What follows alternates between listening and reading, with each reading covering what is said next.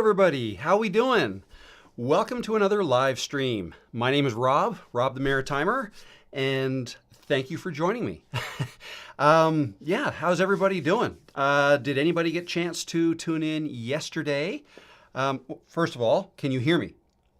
Can somebody give me a thumbs up or say yes that you can hear me? That would be awesome. Had a little bit of mic trouble yesterday, so I just want to make sure that everything is working okay. Yes, awesome. Thank you. So yeah, yesterday's live stream. So I had Christy Lemire on from Breakfast All Day, and that was a fun chat that we had. And for the first 20 minutes of the, I think, hour and 20 minutes that we chatted, I had my AirPods in and thought I was just listening through them, but apparently my mic in those was what Ecamm was picking up. I forgot to make the change. Anyways, the first 20 minutes of that sound is coming from my AirPods. Most of the video would be from my shotgun mic. So actually, that's a real good test for you, a little mic test that I wasn't planning on doing. If you want to watch that back, you can hear the difference between those two mics. Anyways, I've got a couple things to talk about today. Some changes that I'm going to be making.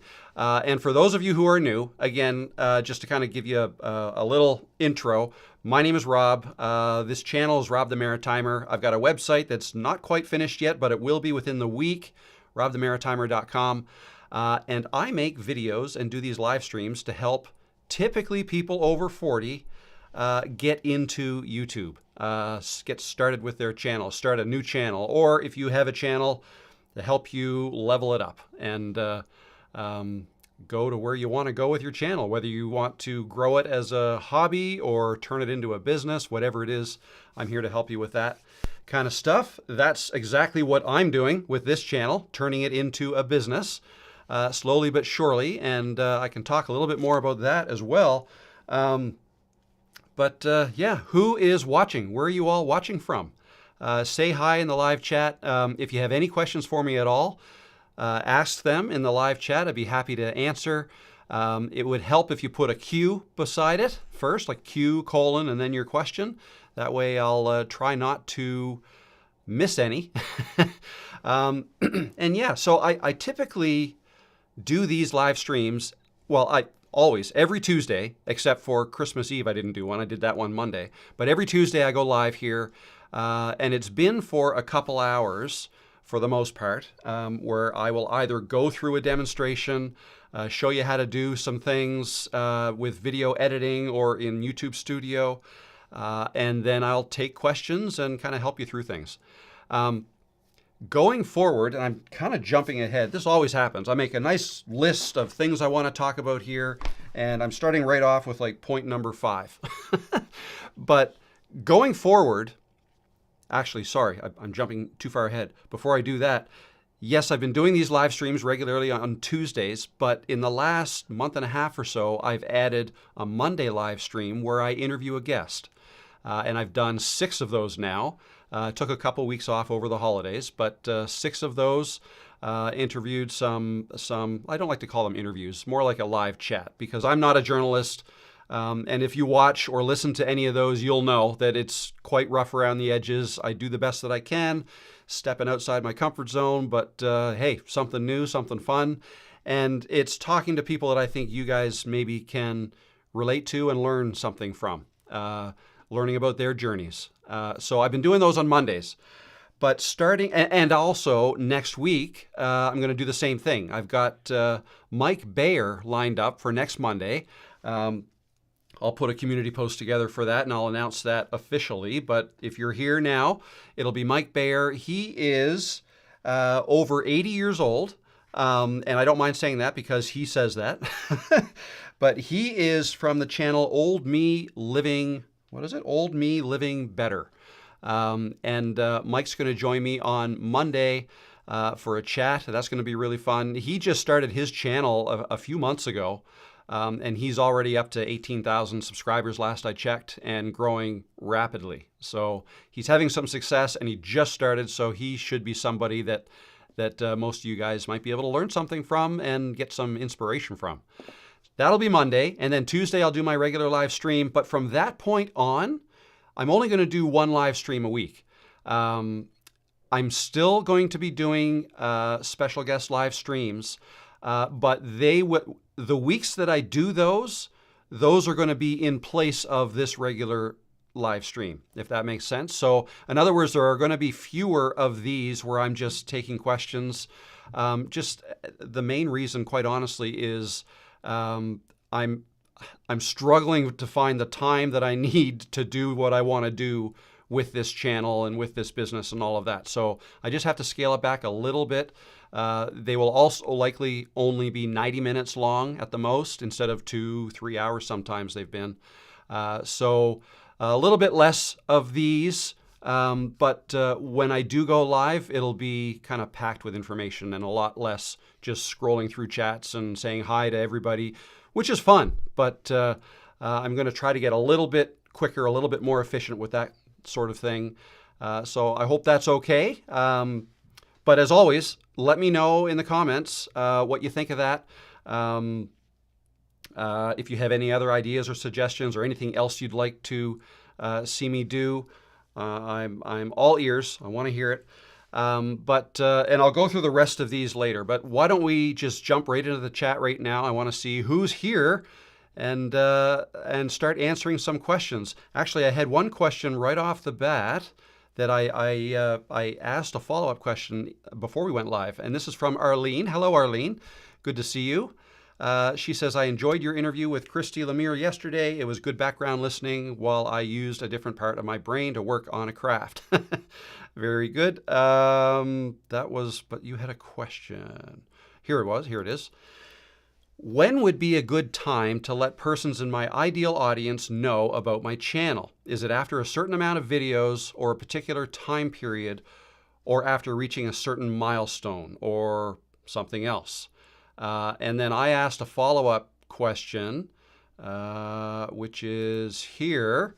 How do you intend to let people know? So the reason I asked that is typically people will just start organically. They'll start to find you with YouTube's help. So I believe, yes, here it is here, Arlene.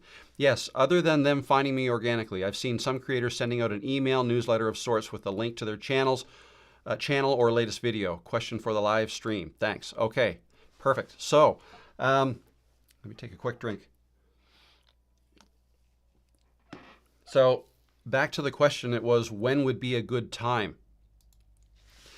So the thing you have to be careful of with letting people know about a channel, about videos and things like that, is that by doing that, like in an email notification to an email list, I suppose it's not a bad idea to do it when you're just starting out to try to kind of kickstart things. But once you get going, I would be hesitant to let people know in an email that you've released a video.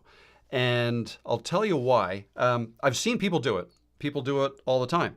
But the problem with it is you have to remember what YouTube is doing when you post videos. When you're first starting out and you're posting a video, let's say you're posting every week, every time you give YouTube you upload a video to your channel, YouTube is then going to try to put that in front of the people it thinks wants to watch your video. Okay? And they will use whatever data they have to try to do that as best they can. When you're first starting out and your channel is new, they don't have a lot of data on you or the types of videos you make yet. Okay, so at that point, it's really important to put keywords in your title, keywords on your thumbnail, keywords in your description, whatever it is you're talking about in your video, put that stuff in your title, your description. Like, spend time to get your title right as best as you can, and your description and your tags. Put your tags in, and you can use tools like ChatGPT to help you with these things. I do. Yeah, so it's very important to get all that. That's giving YouTube some extra information as to who you're trying to reach, and then they will run with that and try to try to put it in front of the right people. They are then going to look at the analytics. Like, YouTube is collecting data as they put your video out there. They're showing your thumbnail on people's YouTube homepages. People are going to click it or they're not, right? Because there's choice. There's lots of choice to choose from. And if they choose to click on your video, that's great. There's a click. YouTube will be measuring the click-through rate, okay? And that is how many times how many impressions they're giving your thumbnail and title, like how many times they're putting it out there versus how many times people are actually clicking on it. So what's the rate? Is it 5%? Is it 10%? That'd be phenomenal. Is it 1%? That wouldn't be good. So they measure that. They will also measure how much of the video people are watching. So on average, are they watching 1 minute of the video? Is it a 20-minute video and they're watching 1 minute of it? Is it a 5-minute video and on average they're watching 4 minutes and 30 seconds of it? That'd be, phenomenal. Said that word twice. That'd be fantastic. Right? So they're measuring these things. Based on how your video does initially, that will, YouTube will use that information to decide whether or not to push it out further. Okay? If they're getting great feedback, people are loving your video, they're watching it till the end, then they will push it out to more people. Put it in front, throw more impressions out there to similar people of the people who are watching your video. Okay? Why am I saying all this? And I've said this before, but the bottom line is if you then send people to your videos another way, like a link from your email, right? Maybe, or however you want to do it. If you email somebody and say, can you check out my YouTube channel? I just put a video up. That's more or less you telling them to help you out and whatnot. Doesn't typically work. Okay. And what happens is, sure, they may go check it out, but what's going to happen the next time you post a video and YouTube goes and tries to put it out in front of everybody, your subscribers first. If you've gotten anybody to subscribe to you because you asked them to, or, people who watched your last video, but maybe they only watched it because, you sent them an email or whatever, those people may get an impression, but the likelihood of them clicking to watch it is lower, okay? Because they weren't found by YouTube organically, okay? There's a difference. I mean, you may get lucky and some people there may be some overlap there, but on average, people who come to watch your videos from external sources like that, that will likely negatively affect your analytics, your click-through rate and your watch time, average watch time, things like that. So that's why I don't necessarily suggest that you announce a video like that. The other thing that actually I saw, I believe it was Graham Cochran. So I'm subscribed to his channel and I get his emails every so often. And one thing he said, I think it was today I read this, another good reason why not to announce videos is, let's say you send out an email with a link to your new video to your email list, okay? Let's say somebody gets that email while they're at work, okay? And they click on that link to watch your video at work. Well, at work, they may not be logged into their YouTube account, okay? So yeah, that's a view, but it may not be a view from one of your subscribers, right? And then let's say they watch the video or some of it or whatever. Let's say they watch all they want to watch, okay? Then when they get home and, had you not sent that email, they would have seen for the first time when they get home that you have a new video. They may click it and watch it, right? But when they get home, if they see that it's now, YouTube doesn't think you've seen it yet, but you have, it'll be up there as an impression, and then you're not going to click to watch it because you already watched it. But now YouTube is going to think, okay, this is a subscriber and he doesn't want to watch this video. It must not be a good video, right? So that's another, and a thank you, shout out to Graham Cochran for putting that in your newsletter today. That's good advice, and I had never thought of it that way. So anyways, long-winded answer. I know I'm bad at that, and that's one question I've answered in the first 15 minutes. But I hope that helped, Arlene. I think I would be tempted to just let YouTube do its thing. And not try to, send people to your channel or your videos any other ways, except for just letting YouTube kind of do its thing. That would be my approach. Not everybody. I mean, you may want to try it. Maybe you try it once or twice and just see what happens. But an overall strategy, I don't think I'd rely on doing that too much. So I hope that helps. And thank you for the question. It was a great question. Hello, Weezer. Hello, Lee. How you doing? Good to see you here. Hey, Josh. Good to see you. Thanks for stopping in. Marissa Williamson. Hello. Good to see you. Looks like I found the right one, baby. I'm just going to sit back and take notes, soaking up the knowledge. Awesome. I hope you get lots of good advice today. Good afternoon, Mustang. How are you? And I think it was you, Mustang, that pointed out that I wasn't sounding very good yesterday. So thank you for that. Yeah, I was accidentally using my AirPods microphone instead of my shotgun mic, and lesson learned. I have to remember to, I guess when I put my AirPods in, Ecamm switched my mic over to that automatically, and I just have to, one of those things you got to watch out for. Evening all, Kate here from the UK. Hello, Kate. How you doing? Good to see you again. Joey Socks, hello. Good to see you. Local historian, hello. Hi, all. Yes. Oh, yes. Okay, now we can all hear me. Awesome. That's great. Brad W, hello. How you doing? Thanks for everything. You're welcome. I'm hoping you're getting lots of value from these. Love these live chats. Awesome. I have fun doing these. I really do. I'm a little bit spent by the time they're over, especially if they're longer. Just got to exhale and relax. Todd Moore, hello. Good to see you. Great chemistry yesterday between the two of you. Thank you very much. Yeah, that was a fun chat.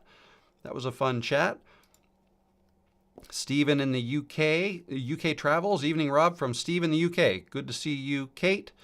JKK World Travels. Thank you, Stephen. Good to see you. Hello. Brad is in Minnesota. Sorry about your Vikings. My Lions won the other night. That's I'm a big Detroit Lions fan, for those who don't know. Hello from Pompano Beach, or Pompano Beach is where Todd is from. Mel runs things. Hi, Rob and chat. New Zealand. Hello, Mel. Good to see you again. Excuse me. Norway. Bjornar. Hello. How are you? Thanks for stopping in. A Sanctified Life is also in Minnesota. Minnesota ganging up on me now, I think, maybe because of the Lions. Watching from Newfoundland, Mustang. That's awesome. Not too far from here. Joey Sox in South Carolina. I always like to find out where everyone's watching from. That's I don't know. I'm fascinated by it. I shouldn't be, because I'm used to the internet now, but I don't know. I still think it's kind of cool. And just to think about, like, what time is it where people are watching? So I know on the West Coast here in North America, it's 4 hours earlier than here, so it would be 10:30 in the morning. New Zealand, where Mel is, it must be early morning tomorrow, probably January 8th already. It's the 7th here. We've got AJ's Green Topics. Hello, AJ. Good to see you. Thanks for stopping in. And again, if anybody has any other questions, feel free to ask in the chat, and I'd be happy to answer them. Alan Woolard. Hello, Alan. Good to see you. Is from North Carolina. A lot of people in the States are getting lots of snow today, I understand, or over the next couple days, I believe. We actually, most of our snow's gone up here in Canada, but on the East Coast, Atlantic coast, we're generally thought of as the Atlantic coast here in Nova Scotia. The East Coast, it's funny, if you're from Western Canada or even Western United States, when you think of Eastern Canada, people tend to think of Toronto, Montreal, but where I am here in Halifax, much further east than Toronto or Montreal. But we are generally considered on the Atlantic coast, kind of out in the, like, from Boston, you have to go north, a little bit north, but a lot east, actually, to get to where we are. But being a maritime province, thus my name, Rob the Maritimer, we don't get as much snow as the rest of Canada. The jet stream and whatnot, the Atlantic Ocean tends to mute a lot of that. So we don't get the super, super cold winters that some people get, but we also don't get the super, super hot summers either. So very average. A lot of rain, though. A lot of rain in the winter here. That was a bit of a tangent I went on, but if you know me, you're used to that. Marissa Williamson, hello everyone watching from Texas. Hello, Texas. I was in Texas several months ago. No, that was last year. Sorry, I traveled to some Detroit Lions games, and we went to Texas a year and a half ago. Hello, chat. The Life Lemon Dodge, hello from Barrie, Ontario. Hello, good to see you again. Mustafa Kurt, hello everyone. Hello, Mustafa. Here's a question. Joey Socks, I have a few hobbies, fish keeping, musical instruments, etc., and want to start a YouTube channel. Should I have a channel for each subject or all in one? Okay, great question. So in other words, you would like to figure out what your niche is. So you hear people talk about the fact that you have to have a niche for your YouTube channel to be successful, a niche being topic that you talk about. If you're not sure, like if you're just starting, I think it's totally fine to start with both topics on the same channel. I really do. Because especially if what you want your channel to become is something that you are a prominent figure in. In other words, you put your face in your videos, you talk to the camera, things like that. If you're just making like an AI-based faceless channel, that kind of thing, then no, I would probably separate them and have them be both different channels, one for each topic. But if you're just starting out and you have a few different hobbies and you want to be kind of prominent in your videos, then start thinking about your channel as an outlet for you and for people to get to know you, not necessarily just your hobbies. Because again, stuttering here, a lot of times when channels grow, they grow not only because of the content, but because of the deliverer, the host, the person delivering the message. So what I would tend to do, and it is actually kind of similar to what I did, I had several different topics, and I didn't know which direction to go when I started 4 years ago. That's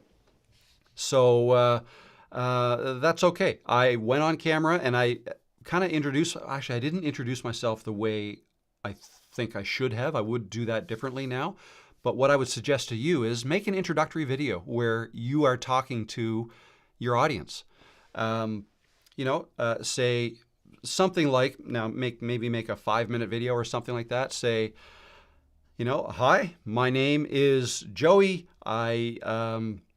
I've just started this channel. This is a brand new thing to me. I'm interested in YouTube. I want to have my own channel, but I'm interested in a bunch of different things. So you might hear me talking about fish keeping, or you might hear me talking about musical instruments. From one video to the next. I don't know exactly where I'm going to go with this channel, but maybe we can have fun figuring it out together. And as I take you on this journey of me growing my YouTube channel, perhaps you guys can chime in every once in a while and let me know what else you want me to talk about. Do you want me to dive deeper into this musical instrument I just made a video on, if it's a guitar or whatever? Ask me questions about anything I talk about in my videos, and I will answer them either in the comment section, below the video, or in a future video. And then just kind of go at it with that kind of approach. And then your audience will tell you where to go. That might not sound right. Your audience will guide you in the formation of your channel and of your niche. Okay, so if more people are asking you to talk more about fish keeping and not so much about musical instruments, well then that's probably where you should go. And then there's no problem every once in a while throwing in a musical instrument video if most of your videos are about fish keeping. But, because you came clean right off the bat and said, these are the things I'm interested in, right? So that's probably what I would do. And then just listen to your audience in the comment section. And then in the comment section of the next video you make, which is probably based on the comments you got, Maybe you decide to go live and do a live Q&A. Maybe you make a video where you ask people to submit questions that you can answer in a future video, right? And then just roll with it. Like, listen to your audience. Make it a two-way thing.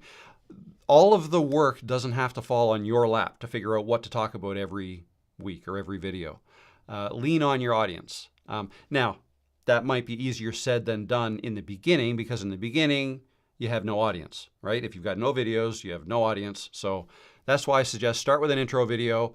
You may not get a whole lot of traction with that, right? Because it's your first video. So YouTube may have a real hard time finding out who might want to watch it. So you may not get a lot of views, if any, when you first start. But then make that second video. Like, decide to make it maybe on fish keeping, and then make that third video and make it about musical instruments. And then remember this too, when you're making these first videos, you are practicing making videos, right? You're probably not going to be that good at it right off the bat, right in the beginning, unless you have a background in making and editing videos. But more often than not, people are not experts at editing videos when they start. And so the videos aren't great when you start, but that's okay, because your first videos are the ones you're practicing with anyways. By the time you've done 10 videos, you're going to be better at editing them, right? And then perhaps you'll be a little better positioned to take advantage of, any audience that comes to watch your videos, because now your videos look better anyways, right? And it's a bit of a chicken and the egg thing. How do you grow if you have no audience? Well, you got to make a video. Well, then how does that? Anyways, you know what I mean? So I hope, Joey, that helps. That was a great question. The other thing you can think about is when you have two channels, okay, that's twice as much work to grow than one channel. Growing one channel is hard enough. It's really hard. So if you have two channels, you've kind of doubled your work. And if you're only putting half effort into each one, then are you even going to be successful at growing either of them? It'd be much harder in my opinion. So anyways, I hope that helps. But I just noticed we have a super chat. Thank you very much, Sherry Morgan, for the super chat. I really appreciate that. And you have a question. You say, thank you for your insights. Appreciate you sharing your experience. What do you think is a good subscriber growth rate and best way to get 4,000 watch hours? So good question. So two questions. A good subscriber growth rate, that's really all over the place. When I was growing, I can, if this helps, if this helps, what I'll do is I'm going to show you, I'm going to share something with you here, my channel. And if you've been here before, you've probably seen this. What button am I looking for? This one over here. Yeah. So so this is the spreadsheet that I use to track my growth. Okay. So this is a Google Sheets, and I use it to track my stats. So at the end of every month, I kind of write down how many views I got that month. So right here, how many hours of watch time. I got 7 hours total for the whole month, the first month. Here, let me just make this a little smaller. What am I doing here? There we go. I'm kind of in the way. And my new subscribers. So you're talking about subscriber growth. I had 3 in the first month, then 8 the next month for a total of 14, and then 4, so 18. So, but I only made 9 videos in the first month, and then I didn't make any at all. So the growth was slow. By the end of my first year, here in January, I was up to 500 subscribers. Okay, and I had just added 100 the month before. But if you notice, I wasn't really making videos back then either. I made them a year before. I made 9 in the first month, and then 1 in October, and then that was it for the whole year. Yet, without posting videos, I grew from like 14 subscribers up to 396 by the end of the year. So, anyways, that gives you an example of how I started, how my growth journey began. And then this column, if you look at this column, this is the number of subscribers that get added each month. But again, I was happy with that. But other people grow much faster. Other people grow much slower. Like, it's really all over the map. But regardless of how you start out or how long it takes, if I scroll down here, February of last year, so 11 months ago, or March actually, is when I really put renewed effort into this channel. I was at 2,900 subscribers at the time. My watch hours was 2,800. It had been even higher than that before, but I wasn't posting videos, so it fell back down.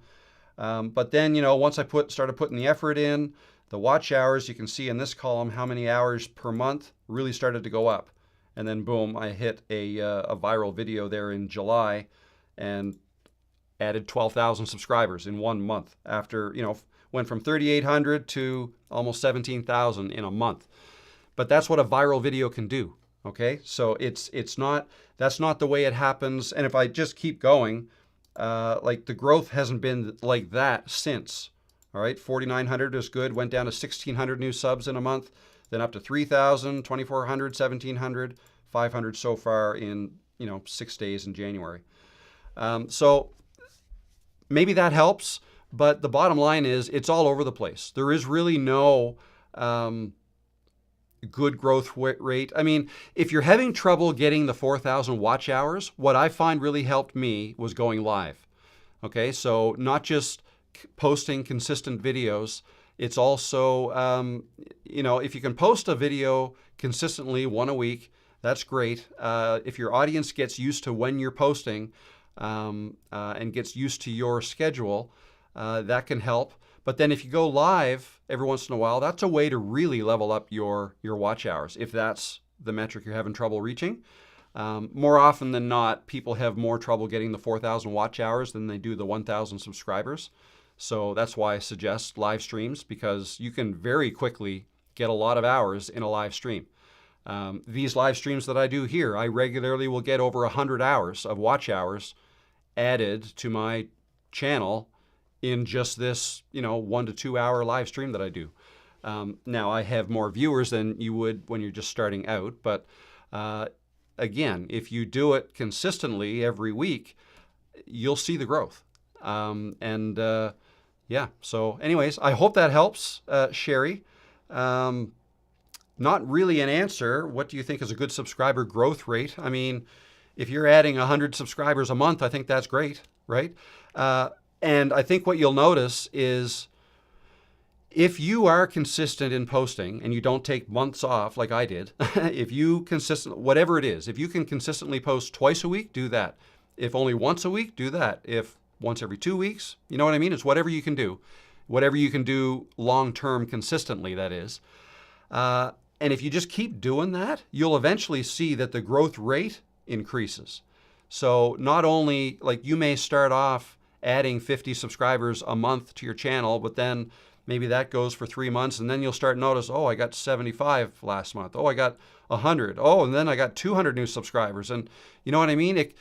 That's just one way. That's kind of what I noticed once I started posting consistently. The rate at which the growth was occurring was not linear. It was parabolic. Okay? So something to look forward to, hopefully. I hope that helps, though, Sherry. And thanks again for the super chat.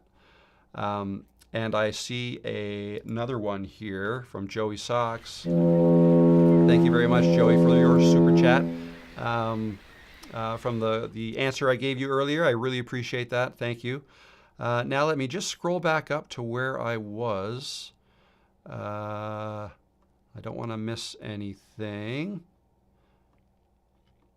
While I'm doing that, I'm going to take a quick drink here.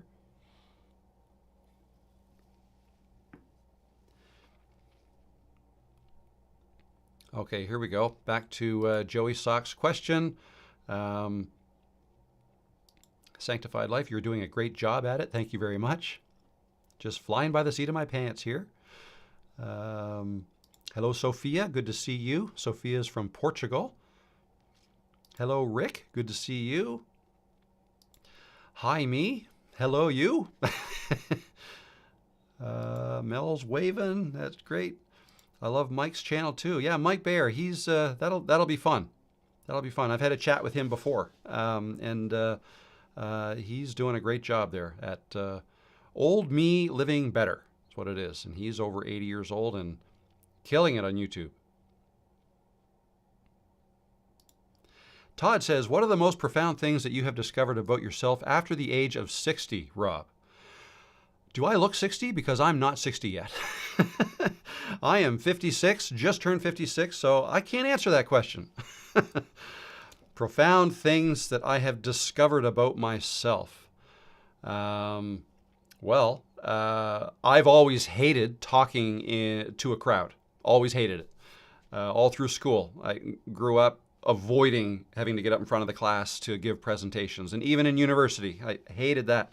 And when I first went live here, same thing. It was, I was nervous, really nervous, because I thought there was a billion people about to tune in and watch me.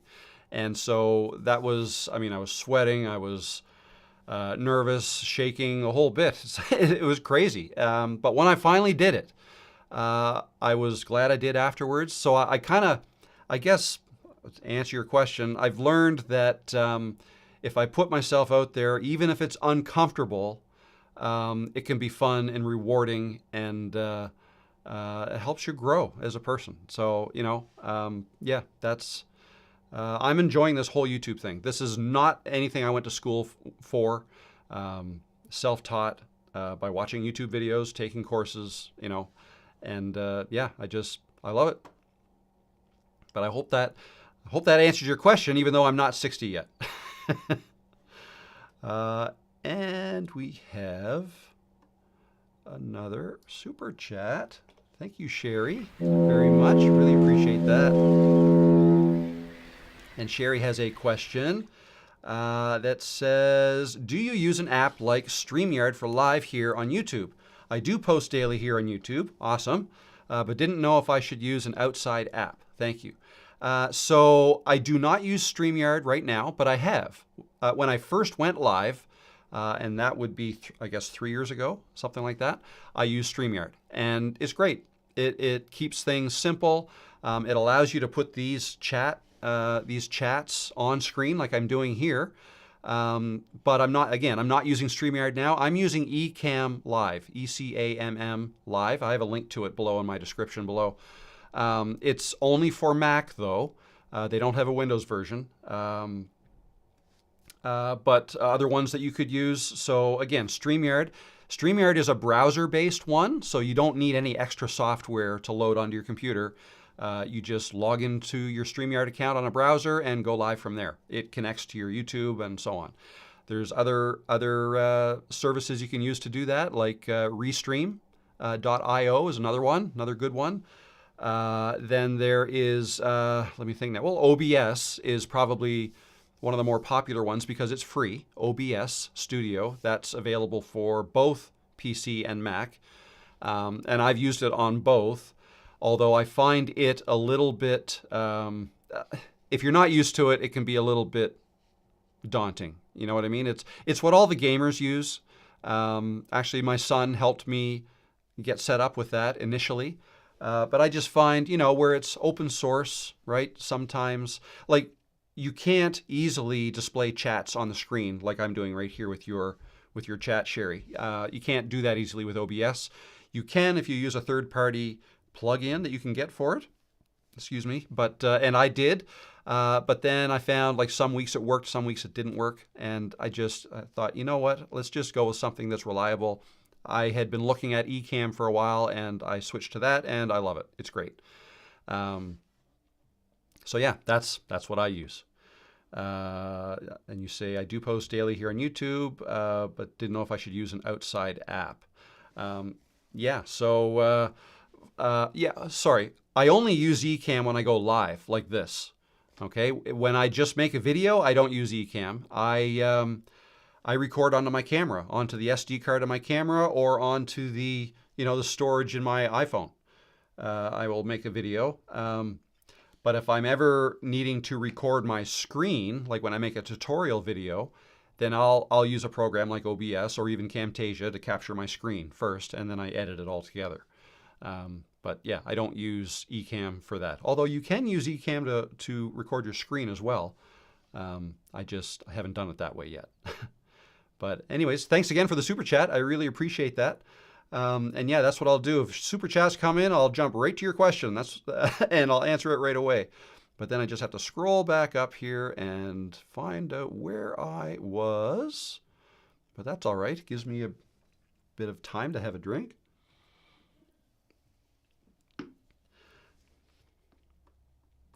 Oh, you know what? Right before I found another super chat came in, and that's great. Thank you so much, Todd. I really appreciate that. I just finished saying super chats come in, I'll go right to your question. So that's what I'm doing. Thank you, Todd. Really appreciate that. And your question is, thank you for your profound answer. I just turned 60 last year. Sorry for projecting my age with yours. You look great, and thank you for being real. No problem. No problem at all. And yeah, it might be a little language mix-up, that's all. You were trying to tell me you're 60, not me. So yeah, you're a few years ahead of me. I'll be there soon enough. Thank you again, Todd. Really appreciate that. Okay.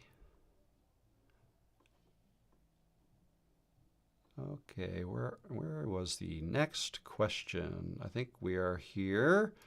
Is one Studio 40 Plus. I like that name. That's great. Thank you. Hello. Welcome. And Studio 40 Plus says, Hi, Rob. I have two questions. First, why do you think many creators find greater success after stepping away from their channel for a while and then returning to it? Good question. So greater success. I don't think there's anything nefarious going on in terms of YouTube is just not going to promote you if you're not around. And so I don't think it's anything like that.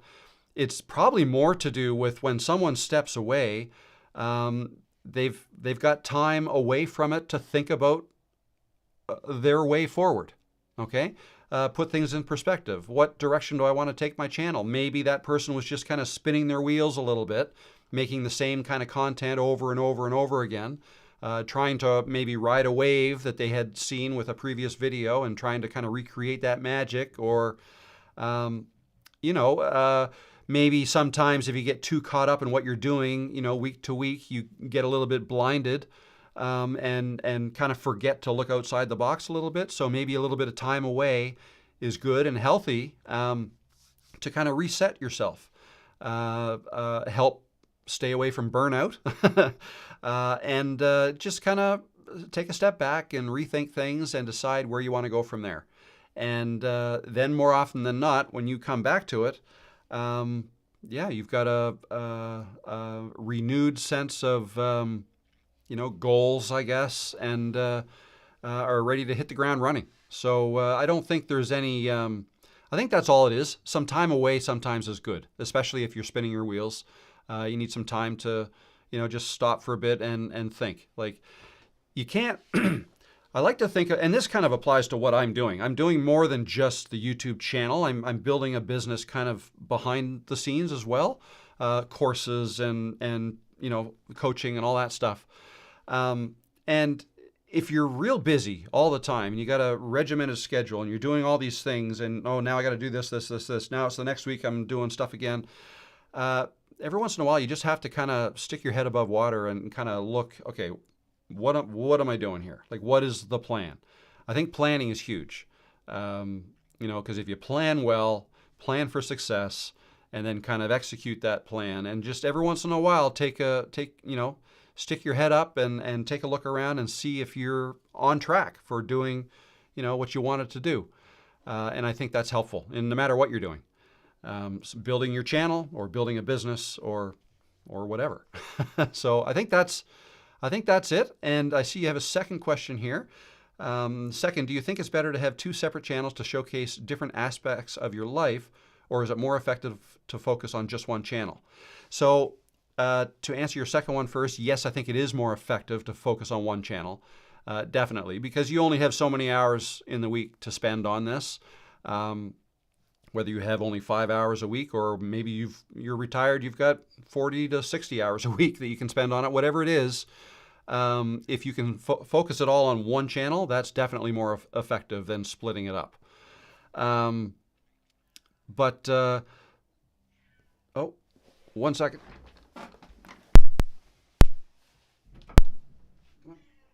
Come on.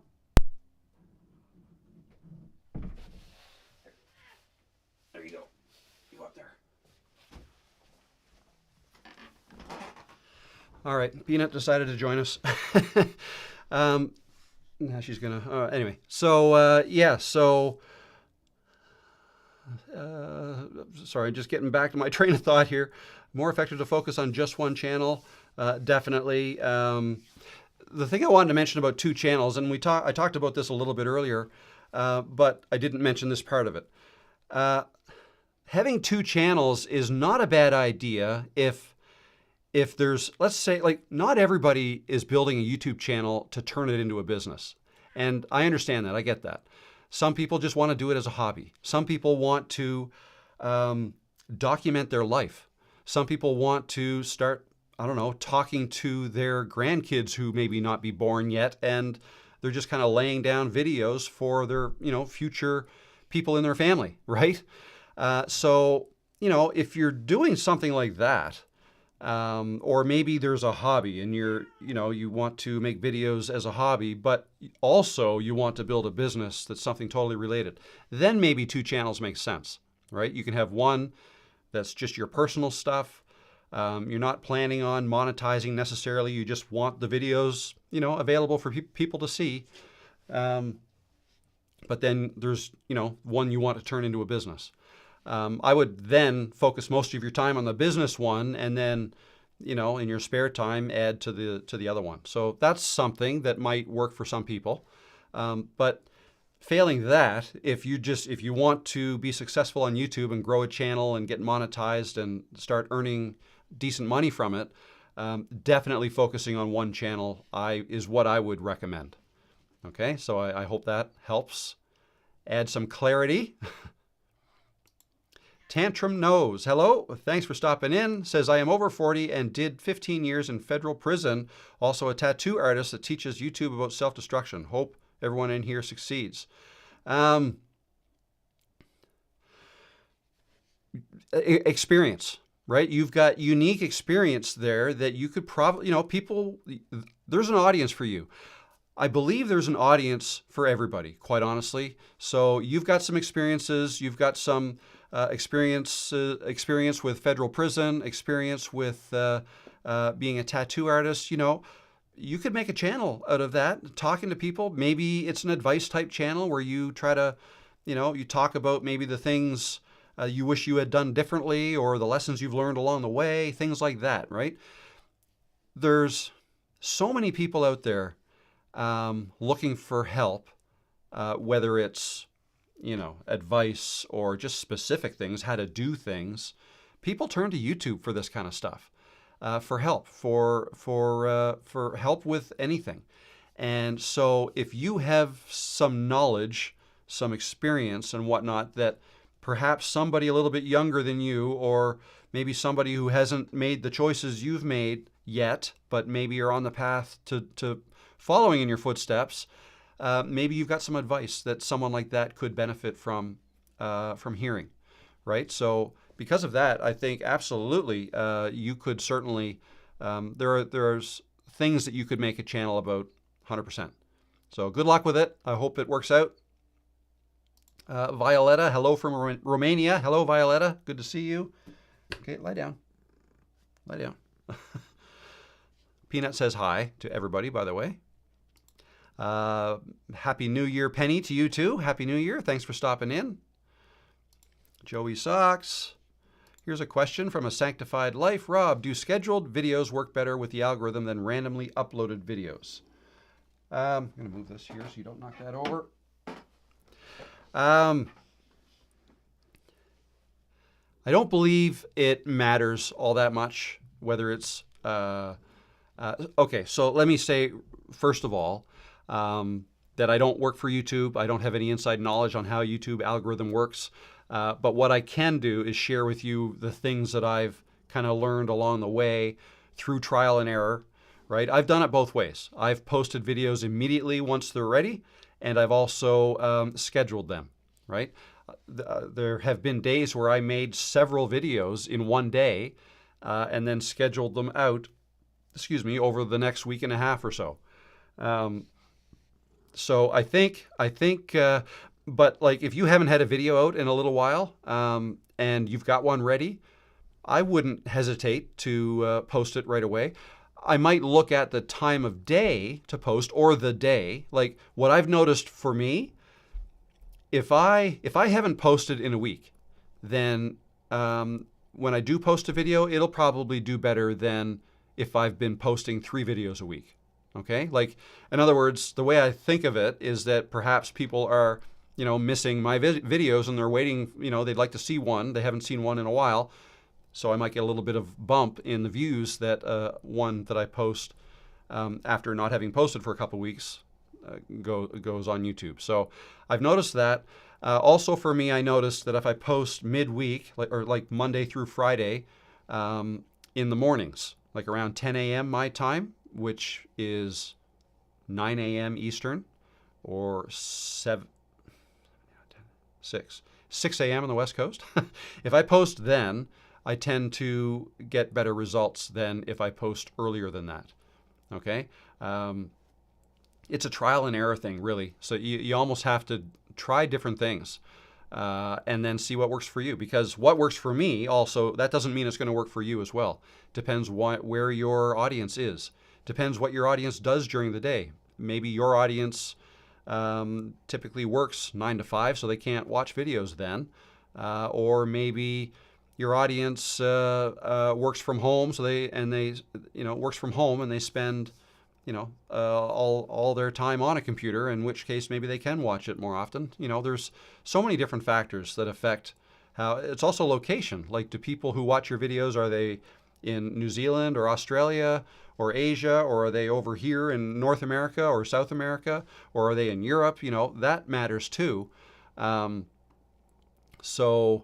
to answer your question, no, I don't believe it matters whether you schedule it first or just post it. I have heard some people say, oh, you should schedule it because then that gives YouTube time to digest what your title is, index, to transcribe your video, index it, all these things, right? I don't know that matters too much. What I usually notice when I post a video is it'll be your typical curve. It'll go up and then start leveling off for the first day, and then on day 2 it might start going up again, and then start leveling off. That's a typical journey of most of my videos. It's almost like two little bumps. Now, when I have a video do really well, it's usually, in that second bump, it'll then go up. Okay, that's what happened to my big viral video this past summer. Or more recently, a video I did in October, it's still kind of going up. How to build a YouTube channel, how to set up your YouTube channel. That video didn't do great out of the gate, but more and more it's picking up speed. And actually, why don't I show you? Because it's so much easier to show these things live, or not live, but in the analytics. If I can, here, where am I going now? Let's go here. No, wrong thing. Sorry, I know you can't see what I'm doing, but bear with me. Click on that, analytics, channel. Okay, so now I will share this with you. Here is my, here's my channel. And then here's my content. Now, a typical video would be, well, let's just look at this one. So this is one I posted a couple weeks ago. You can see the graph. It kind of goes up. Okay, can you guys still hear me? Hopefully. Things kind of disappeared on one of my screens here, but hopefully you can still hear me. Yeah, so anyway, I'll keep going. Hopefully you're still there. I thought we just had a power outage for a second. But yeah, that's a, yes, I can still hear you. Awesome. That's a typical graph, and you can see it's right in the middle of my the lower and the higher. This gray, the gray area is basically the range of my last 10 videos. Okay, this one is kind of right in the middle. So it goes up and then kind of levels off. All right, that's typical. Now, when I post one that's got more of an evergreen graph, and I'll scroll down and find this. Which one was that?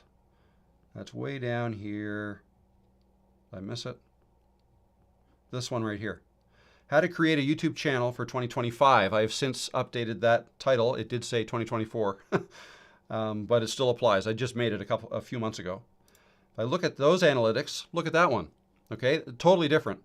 If we go back to the beginning here, it went up. It's hard to see, but then it kind of leveled off like most of them do. But ever since, right around here, and where was this? November, mid-November. Ever since mid-November, the rate at which it's growing keeps increasing. Okay, that's because it's more of an evergreen type video. It's getting search traffic, not just browse traffic. Okay, and we can see that if we look over here in the real-time stats. So 3,000 views in the last 2 days. That's fantastic. And here's where the traffic's coming from. YouTube search, 34%. Okay, that's very different than the other ones. I should have shown that. I can go back and show you, but yeah. So in the search, and suggested could be related, right? If there are people out there searching for how to create YouTube channels, right? Maybe they've watched somebody else's. In which case, once they've watched that, maybe mine is being suggested as another one they can watch, right? So 34% YouTube search. Now let's go back to that other one I was looking at, this one here. Search, it's not even in the list, right? Browse is 51%. Okay, and you can actually go find all the search terms. Anyway, I don't want to waste your time too much, but the bottom line is this video is not being found in search. It's more of a general video title anyways. The Art of Growing Old. Like, who's searching for that? Nobody. It was more of I was sharing my thoughts in that video, and I knew it's not much of a search. I wasn't expecting it to be a search-based type of video, more of a, if it hits well, if a lot of people like that kind of thing, then maybe YouTube will push it out to more people. That would still be down, more of a browse type video that they would suggest. So anyway, that's, I hope that helps, just kind of sharing that kind of thing. Two very different ways videos can grow. But yeah, I hope that helped. How are we doing for time? That's an hour. Okay, interesting. Because I was saying I'm going to try to limit these to 90 minutes, which means we'd have half an hour left, but I might go a little bit longer today. I'll keep going through the comments. She's finally settled down. She's asleep on my desk now. There she is. There we go. Just leave that there. Okay. Another question from Penny. I have not finished your video on how to upload on YouTube, but at the end it says share to Pinterest, Twitter, Instagram, etc. Do I need to join all of these platforms? No, you don't need to. At the end it says, I'm not sure what you mean by it, like in the video. I don't think I said that in the video. Maybe what you're referring to is YouTube might give you that option to share it out like that. And if that's the case, yeah, kind of along the lines of what I was talking about earlier today in this chat, I prefer just to let YouTube do its thing. If you have, an existing audience that is the same as, the same niche as your YouTube audience, then sure, you can share it with them. But yeah, it's not something I do. I don't. And if you don't have accounts with all of those platforms, I wouldn't worry about it. If you don't have accounts with those, I would not set them up just because you have a YouTube channel that you could share this stuff to. I wouldn't do that at all. The way I look at all that is they're all different, right? Like even Instagram, right? It's just a different platform, completely different. And you would get probably different people watching your content there than watch here. People like to consume content in different ways. Instagram started off as mostly, photos and images, and now it's reels and whatnot. You can scroll through very short videos, much like TikTok, kind of the same thing, and Facebook reels, and that's kind of related to Instagram as well. But, if people are watching that kind of content and that's what they like to watch, then those people are not likely to want to watch long form videos on YouTube. Maybe, but it's not the same audience. Okay. There may be some overlap, but I mean, I watch both, but not at the same time. If I'm here at my desk, I'm not scrolling through Instagram reels, right? I'm on YouTube studying stuff, whatever, research. But if I'm relaxing upstairs in front of the TV and I don't have an interest in what's on TV, I might scroll Instagram, right? And that's very different. I'm looking for laughs. I'm looking for jokes and funny things, right? If I watch a joke and then somewhere there it says, yeah, why don't you check out my YouTube channel where I've got 30-minute videos, blah, blah, blah.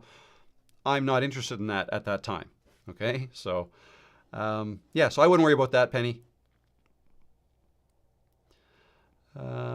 Okay. I've wondered about that myself, Rick says. Hopefully that helped, Rick. Sherry's in California. Awesome.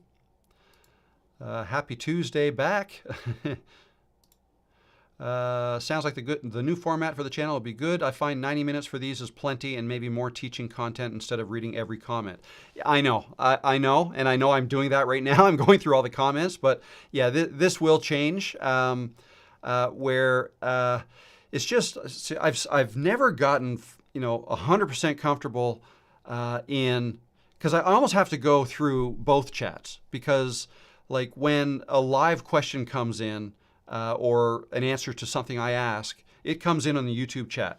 But if I want to be able to put these chats up on the screen here, like I just did with yours, like this, I can't be at the live part. I have to be scrolled up. So I'm way up in the middle of all the comments that have come down now in Ecamm Live. So anyways, I digress a little bit, but that's just a little bit about the way I'm doing this.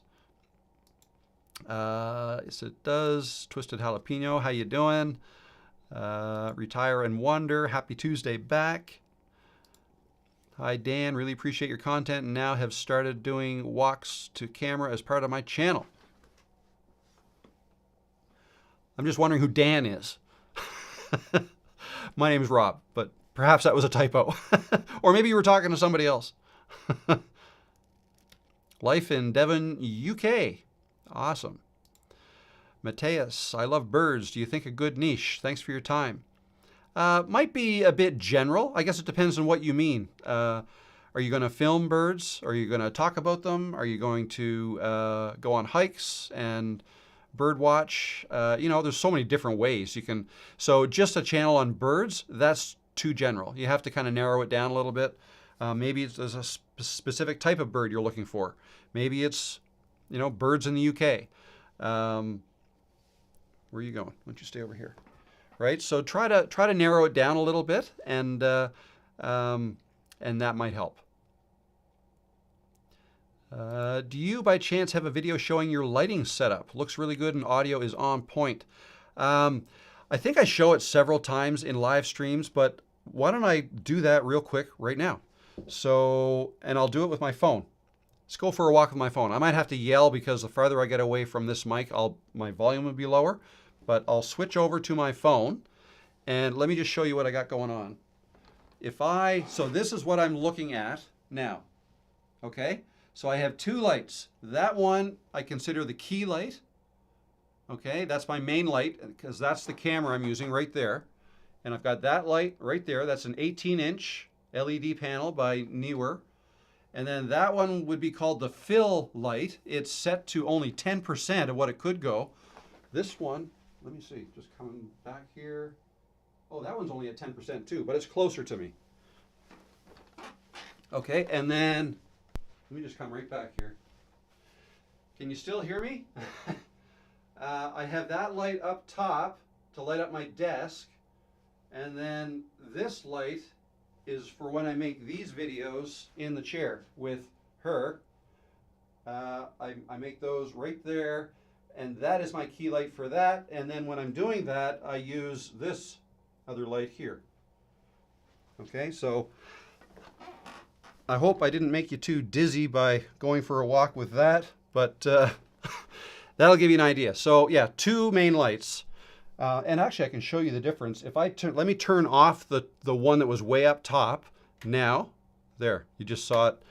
You can see it up here on my head. There, it's on, off. So that doesn't do much, but I usually only use that one when I'm working at my desk because these two are quite bright in my face.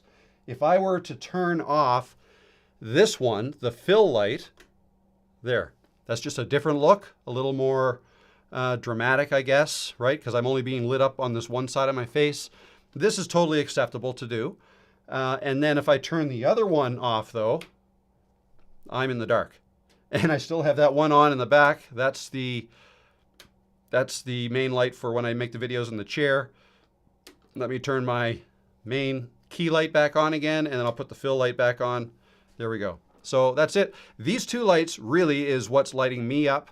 And I think I have a link to it down below, but it's the Neewer package of two. It was a kit of these two 18-inch LED panels that came with the stands and plugs, so you can plug them into the wall. You can also light them with batteries, but I have them plugged into this switch here I've got on my desk. So that's what I do. And for the audio, I use this shotgun mic, which I also have a link to that below. It is plugged into the Scarlett. Show you that. So that's the mic. It's on a wall mount, and it is plugged into that audio interface right there, the Focusrite Scarlett 2i2, which is plugged into my computer. And yeah, that's how I do the audio when I don't have my AirPods in and it shuts this off, but that's what I do. And when I make the videos back behind me there, you can kind of see right there that little microphone stand. What I do is I unplug this mic from here, take it out of its mount, and I put it there and I plug it in. So I use this same mic in both locations. I don't want to buy another one because well, maybe eventually I will, but it's like $300 Canadian, so one is fine. I can move it back and forth. So I hope that helped, Sherry. Rick Lakes is in Minnesota. Awesome. I think that's 3 now. 3 people in Minnesota. Awesome. Chad in North Carolina. What do you think of collaboration on new channel launch? Got some non-YouTube skills, professional skills, and wondering about teaming up on new channel rather than going it alone. I'm not sure I know what you mean.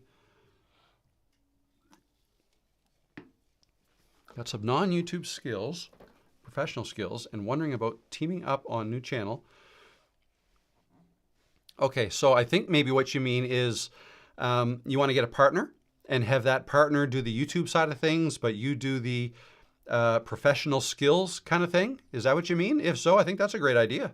Yeah, you got to find somebody who wants to do that, and maybe if you're going to be the you've got the skills that you want to be recording, and you would be the on talent, the on camera talent or on video talent, and then the other person can be the tech guy for you that does the video editing and all that stuff. Sure, that's you could do that. Absolutely, you could partner up. Chili in Chicago here, lost time listener, first time chatter. Awesome, welcome. And thanks for chiming in finally. Windy City. Very good. The Twisted Jalapeno watching from Eastern Idaho. Awesome. Ed in Arizona. 7:24 a.m. in New Zealand. First day back to work after the holidays. Have fun with that. I hope you like what you do. I've seen lots of videos do not use tags for my channel, but I was taught back in the 90s to use tags. Any advice and how to type in tags correctly? So I've heard competing things about tags. Yes, there's a place to put in your tags when you upload a video. The last video I made actually is how to upload a video to YouTube, and I included that. Yeah, some people don't. Some people don't do it. And I think it's more important to do it in the beginning. just try. It's another way to give YouTube additional information about you and or your video, right? So especially when you're new, when YouTube may not know who you are, may not know who your intended audience is, help them out by putting the tags in. And quite honestly, give you a little tip here. And if you watched my ChatGPT video, which was, when was that? December 13th. I put that one out.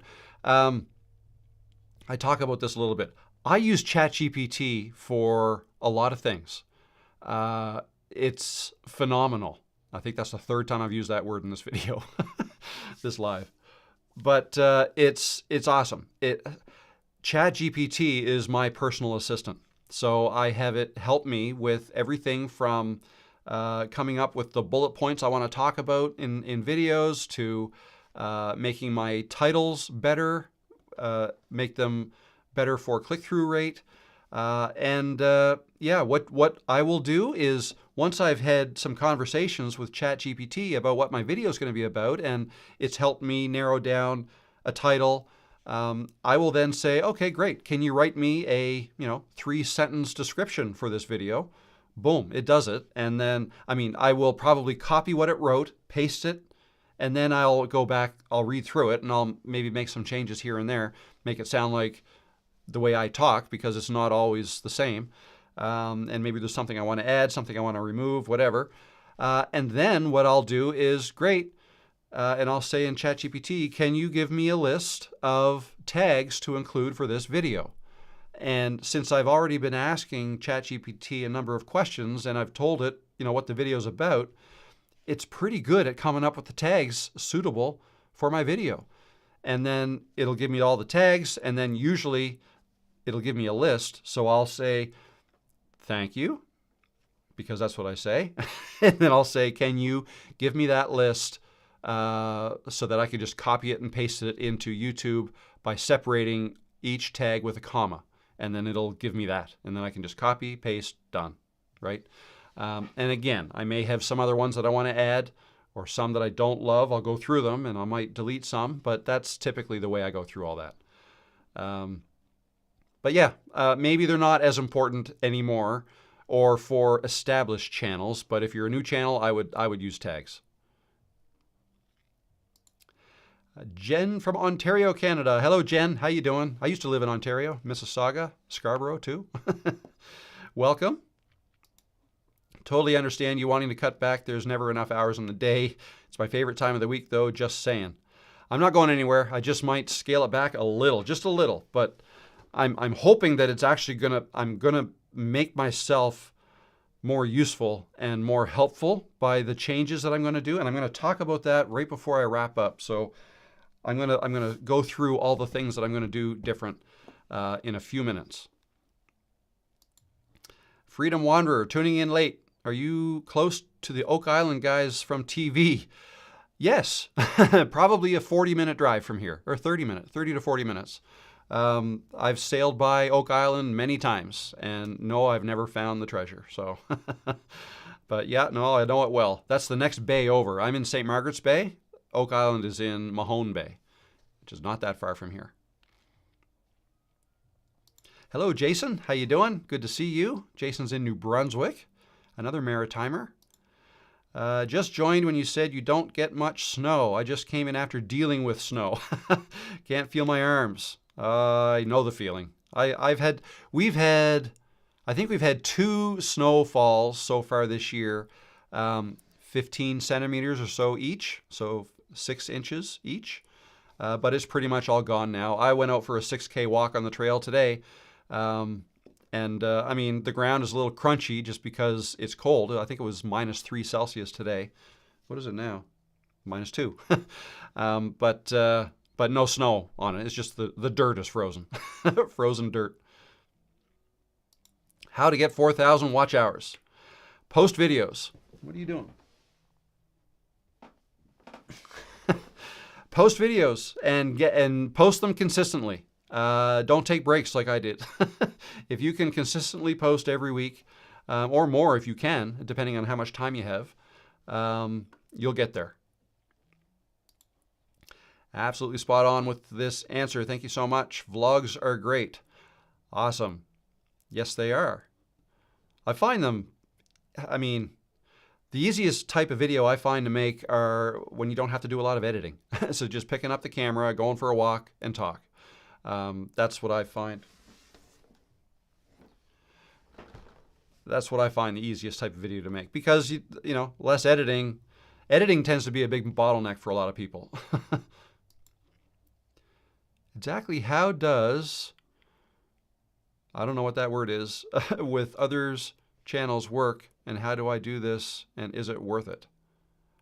Oh, collaborating maybe? What are you doing?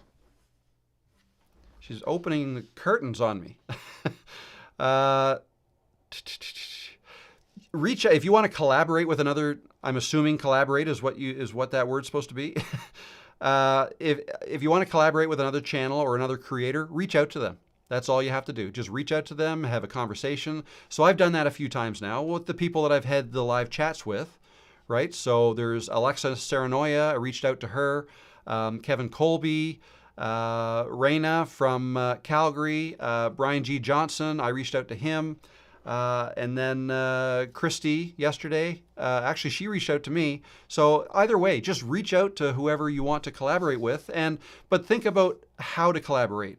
So don't just say, you know, do you want to collaborate? You know, they might say yes, but be a little bit more specific. Like, what do you mean? Do you want to invite them into a live stream, or you want to go on one of theirs, or, you know, just kind of talk?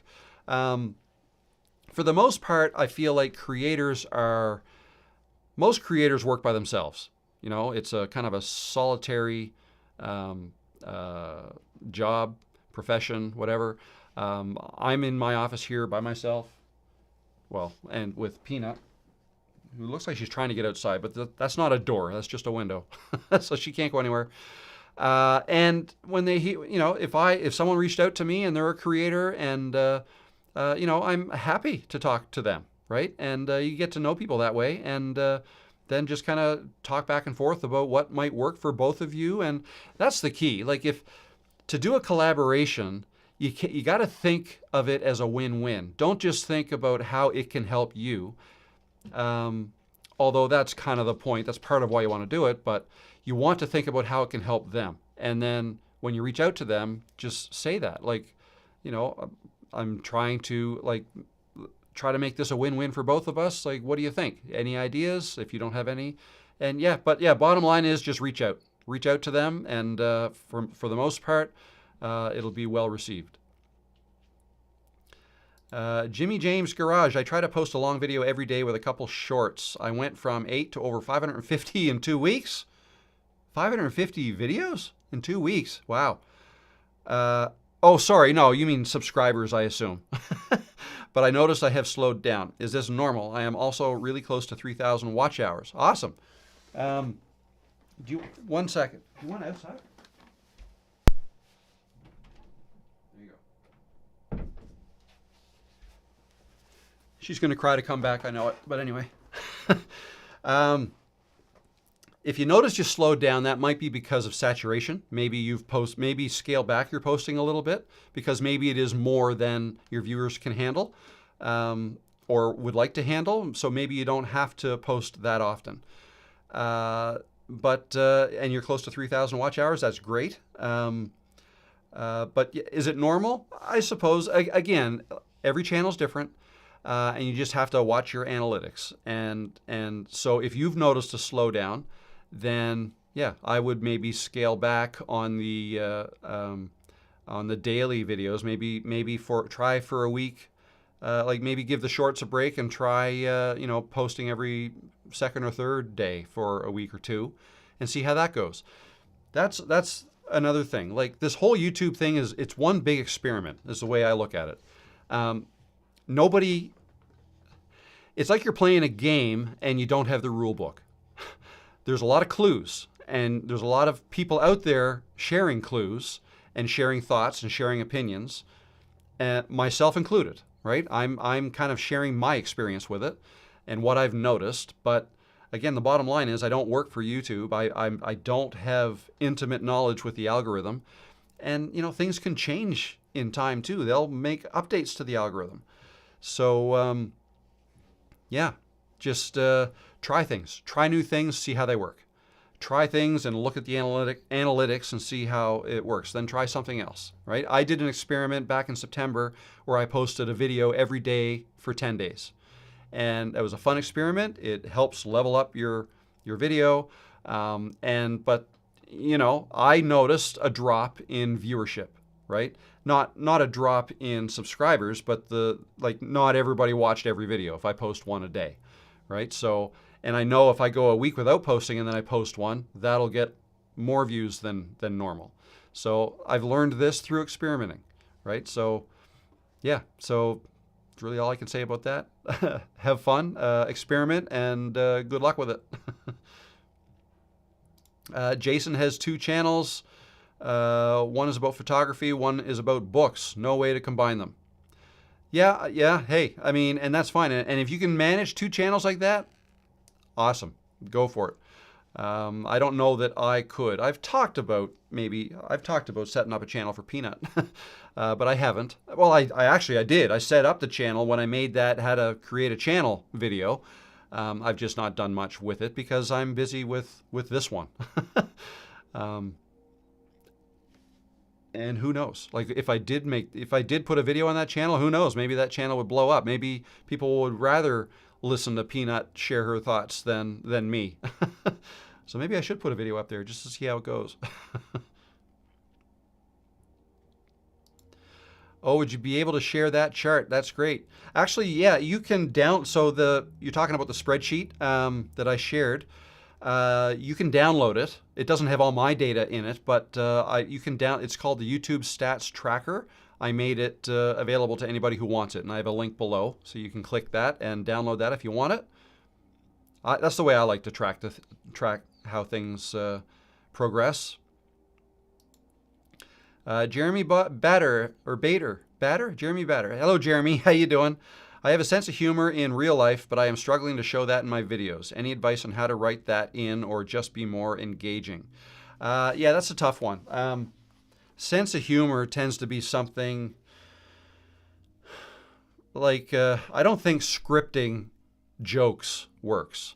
The best advice I think I could give you is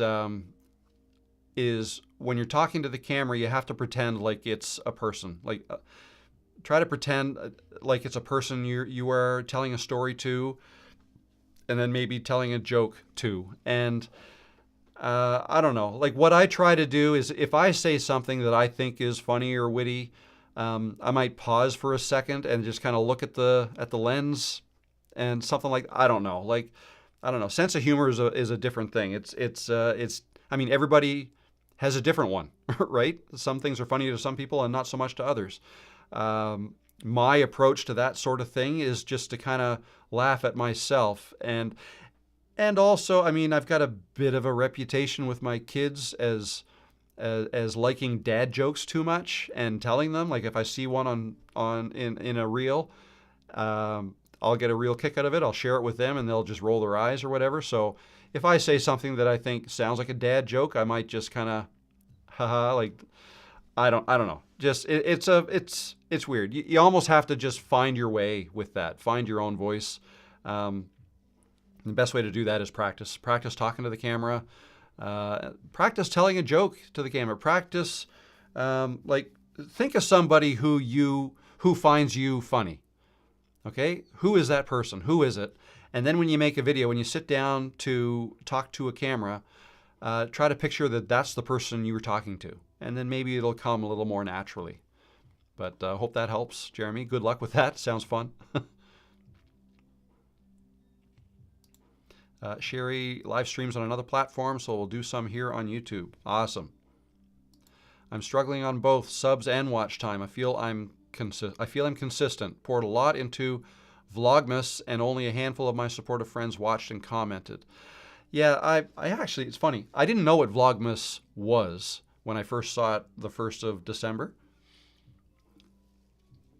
And maybe that'll tell you what types of videos I watch, I guess, but I didn't know what, so I was going to say I Googled it, but I think I asked ChatGPT, what is Vlogmas? And it told me, you post one video every day leading up to Christmas or for a certain number of days. I think those are good exercises to do to get better at making videos. But I don't think it's good for growing a channel necessarily. Because people only have so many hours in the day to spend watching YouTube. So if you're giving one video every day, that's, especially if they're longer, that's a lot to ask somebody to watch all of those. So I like to think of something like that as more of an internal exercise to try to get yourself better at making videos and editing videos and the whole uploading process, all of that. If you force yourself to do that every day for 30 days, that's great for you. I don't necessarily see that growing a channel. I mean, it can. I guess it depends what you're talking about, but that's the way I would look at that anyways. So yeah, maybe your viewers need a bit of a break, or maybe they need a slightly different type of video from you. Like, give it a week and then hit them with a different type of video, something completely different, maybe on the same niche. Yeah, try something new. Maybe it's time to try something new. I've noticed that when I try something a little bit newer or different, I usually see a bump up in viewers. Because also even subscribers will get used to your content. If all my videos are always talking about the same thing, the number of my subscribers even that watch them will go down, right? I've got 30,000 subscribers, but it's been a minute since I've had a video have more than 5,000 views. So there's a lot of subscribers there that aren't watching all my videos.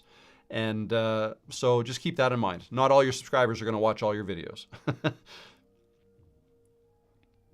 All right, I am going to pick up the pace here and just look for questions now in the chat, and then I'll finish up by telling you what's changing starting next week. Oh, here's a question. You talked about going to Anaheim yesterday. Are you planning to attend NAMM? New musician career in mind? No, and good catch. I'm going to go to Anaheim in June to VidCon with my son. So the two of us are going to go to Anaheim for a week. I think we're going to spend 3 days at VidCon, which is very close to, it's at the convention center. It's very close to Disneyland, I believe. And then I think we're going to spend a few days at the beach and maybe golfing. So little father-son time away. And he is very into, he's 25, almost 26. He is a computer science major. Well, no, he graduated. He works as a software developer, but he also live streams, and he's into YouTube and Twitch and all the stuff that I'm kind of into. Different, like he's kind of doing the gaming side of things right now, and I'm doing more of the YouTube and business side, but it'll be fun. So we're going to check out. I've never been, so I'm going to go to VidCon in April, and I'm half planning on going to Vid Summit, which is probably more appropriate for what I'm doing. But that's a little more expensive, and it's a different time of the year. That is in Dallas, and that is, I think it's October or September 2025 is the next one. So, yeah, that's what I'm planning on doing. Okay, so getting back, looking for more questions. Argentina, awesome. Hello, how you doing?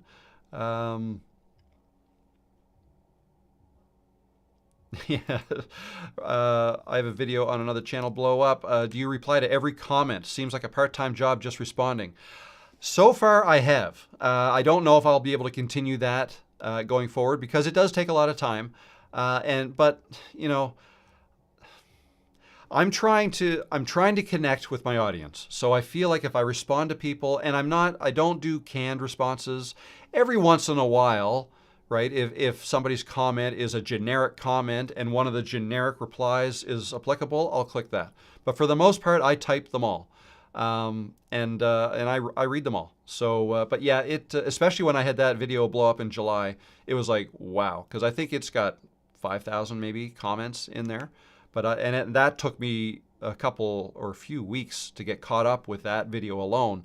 But it's a little more manageable now, and I do like to, that's how I get to meet you guys too. Like, to me, it's almost like a bit of the community thing. It's it's part of the reason I do this. So I don't mind. Like I do it several times a day. I'll do it from my phone with the YouTube Studio app when I'm upstairs, or first thing I do in the morning when I come down to my office, I will see where I'm at with the comments, and I'll respond to a few more and so on. So, but yeah, it can get overwhelming for sure. What camera and camera lens are you using for the stream? Sony a6400 is the camera. Sigma 16mm f1.4 is the lens, and I have links to those in the description below. The camera I have over there, which is plugged in here, that camera is the newer version. What happened? Did it just there? That is the ZV-E10, which is the newer version of this 6400. But on that one right now, I have the kit lens that comes with it, and on this one I have that Sigma lens that I bought for it. So that's what I use. Oh, and then of course that is my iPhone, and actually that's a new iPhone. I just upgraded. I had all the videos I've made so far outdoors have been with my old iPhone 14 Pro Max. I now have the 16 Pro Max, so which is great because it has more storage. So I'll be able to hold a couple days worth of videos on it, which is nice. Okay. My son had a 58th birthday on the 4th. Yikes. Very good. My birthday was in December, and I'm now 56. I'll check things out. Okay, I'm looking more questions. Peanut in the house. She was, but she left. Since Christmas, I feel stalled, especially with sub count. Is YouTube slow right now, or is it just me? I've heard that it does slow down after the holidays, but I haven't really noticed that too much. So yeah, no, I don't know. It might depend on what your content is about. But a little bit of a break is not a bad thing either, and then kind of pick up with it and try new things. Denver here, loving the snow on the ground today. Okay, let's love your personality all the way to Sweden. I've run YouTube several years now with low rate subscribers. Now I pivot my goals and got 3,000 views. Awesome, very good. Do you plan to make a buffer when you go get sick or want to go on holiday? Anaholics. No. Well, I have. So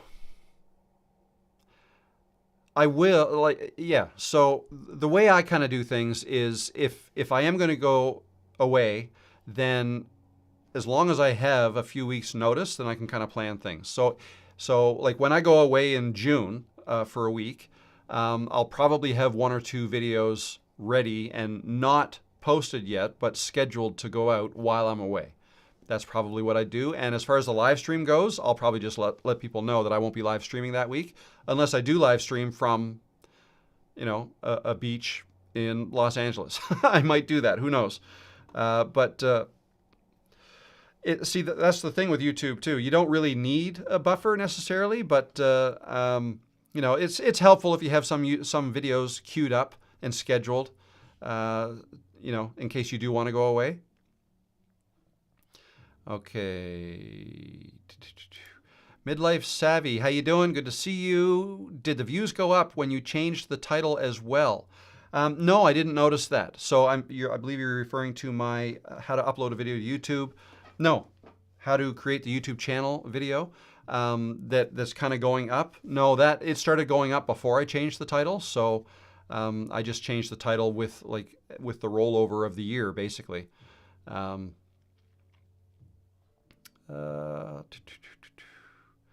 Is there anything I did in particular to optimize that one video for search?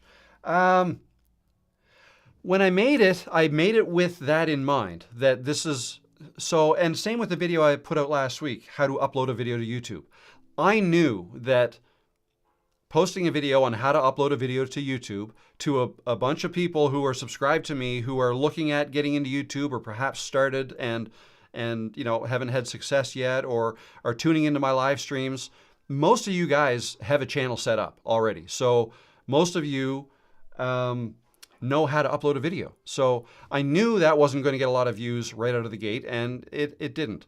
I made it because I feel like the better, the more subscribers my channel gets, the more it grows, the more likelihood that people will come to my channel because they find me through a video like that, a search-based video like that. So that's kind of why I made it, for search reasons.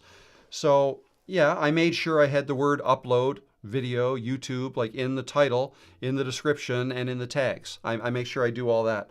But other than that, there's nothing else I do differently for them at all. No.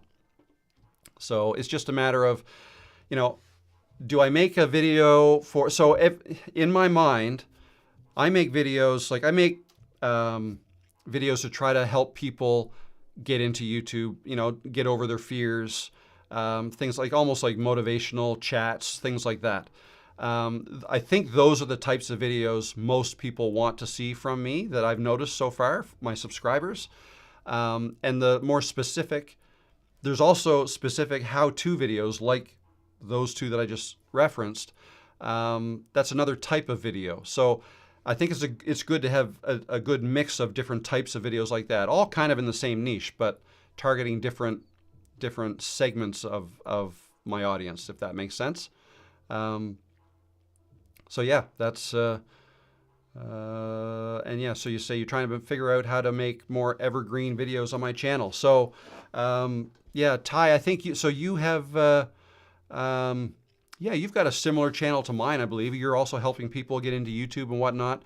Yeah, evergreen type videos would be anything generic like that. You could make a similar video to what I did, like how to upload a video on YouTube, and people might like to hear it from you more than they like to hear it from me, right? That's okay. You can redo videos that other people have done and maybe give it a slightly different title and have your face in the thumbnail. And if you have a slightly different way of explaining how to do things like that, then you can use that to your advantage. YouTube will pair you up with the audience you resonate with organically. So yeah, you just have to kind of step back a little bit and figure out, okay, who's my audience? What do they need help with?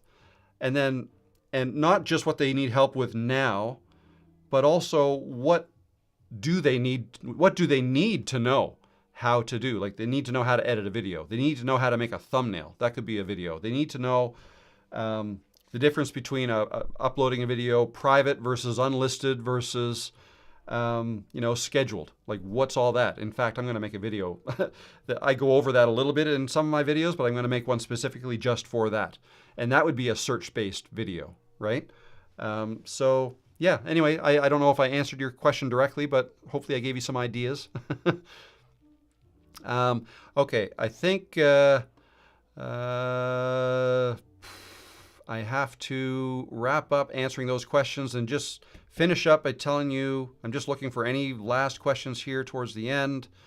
Oh, that's interesting. Designed by John Perez. Off subject, but what's life like? Oh, okay, sorry. I thought that was a question about making a video of that. What's life like in Halifax and the cost of living out there? Sounds like the weather is great out there. Well, it's so East Coast Canada. It's more affordable than say the major cities in Canada like Toronto, Montreal, Vancouver, Calgary, Ottawa. It's always been more affordable to live here on the East Coast because we're not very populous. Not a lot of people here. There's 1 million people in the whole province of Nova Scotia, half of which live in and around Halifax, the capital city. I am around 30 minutes outside of Halifax in a little town. I don't know, a few thousand people. That's about it. Cost of living, I mean, groceries are expensive. Gas, generally in Canada, is more expensive than in the United States, but I think cheaper than in the UK. I'm not, or in Europe. I don't know that 100% sure. Like it's around, so gas here, oh God, I haven't actually filled up in a little while, but I think it's around $1.70 per liter here. I know in the United States you measure it in gallons, so it's roughly 4 liters to a gallon. So $1.70 times 4, what's that? 1.7 times 4, $6.80 a gallon. So that's more than what you pay in the United States, if that's where you are, John. But it might be less. So $1.70 per liter might be less than Europe. I'm not sure. I see little mommy says, oh my God. So I don't know. Probably to the $6.80 a gallon is what it would be here in Canada. Or yeah, and it's pretty much, it's up and down a little bit across the provinces, but generally speaking, it's more expensive for gas here in Canada, but groceries also, it's not that cheap here. A house, like if you're buying a house in, that varies all over the place. Rent might be around $2,000 a month for a 2-bedroom apartment in the city. Less than $2,000 a month to rent a house in rural areas. So that'll give you some ideas, but I don't want to go too far down there. I hope that helps. Okay, where are we? Big experiment. Okay.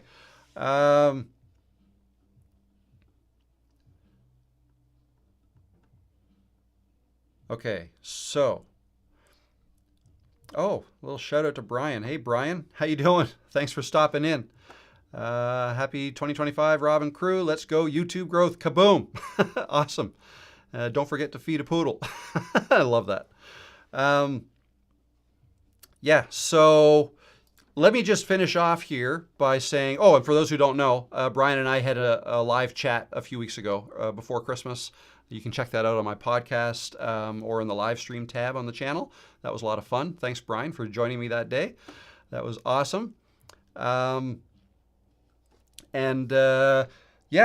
what's going on here is, like I mentioned, I'm going to be going to 1 live stream a week. Right now I've been doing 2, and it's going to be Tuesdays, like it always has been, the main one at 2 or 1 o'clock Eastern time. And then when I bring a live guest or a special guest on into the stream, I'm probably going to do that. That will replace the regular live stream for the week that I do those. Okay, and it's not going to be every week. So I'm going to say every maybe 2 to 3 weeks, I'll do one of those interview style live streams. And then there may be a Q&A or something after that as well. So I'm going to do that. Want to get back to the starter course. So some of you may know that I made a course several months ago. I believe it was September or August. Anyways, the starter course. And the idea was that I was going to be releasing courses every so often, and that was the first one. That's all true. It's just taken me a little bit longer to get to the second one. And so, but I'm happy to announce that next Tuesday, I will have the next one available, and that's a course on camera confidence. I'm calling it Camera Confidence 101 with a little help from my friend ChatGPT, my assistant. And it's a mini course, so it's not as long as the last one. But because of that, in addition to that, actually, I'm going to be adding, I believe it's 2 bonus videos to the starter course.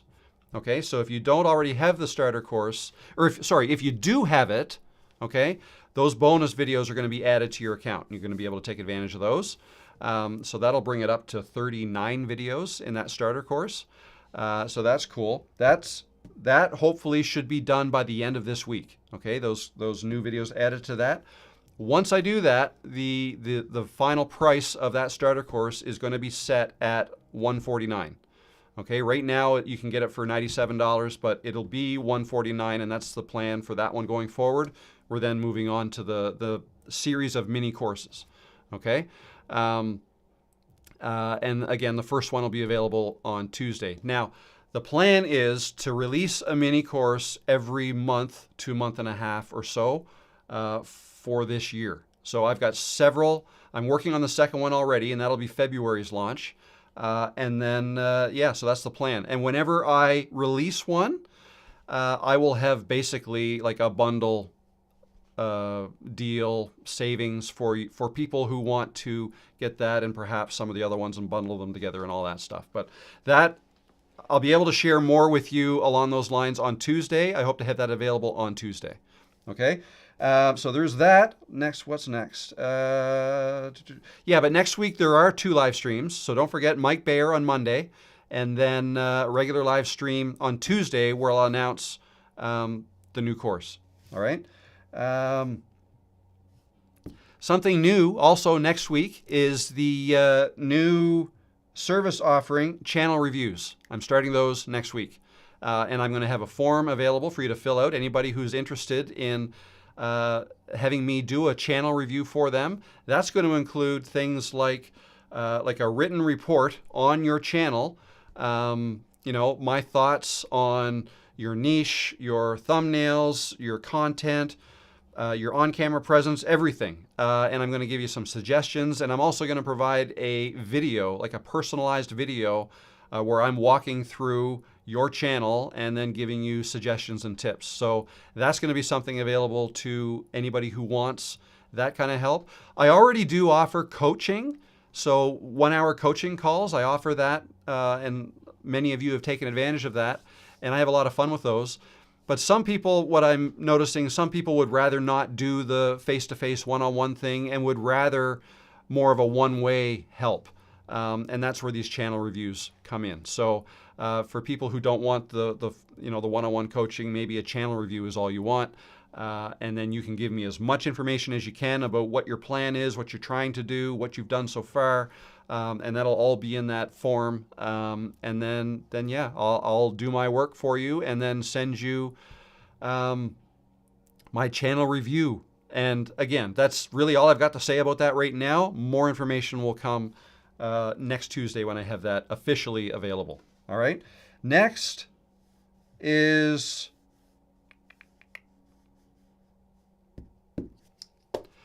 nothing. That's it. That's it. So those are the changes. So yeah, I hope you find them worthwhile. I hope it's okay that I'm going to scale these down to less than 2 hours and that I'm only going to be doing 1 a week.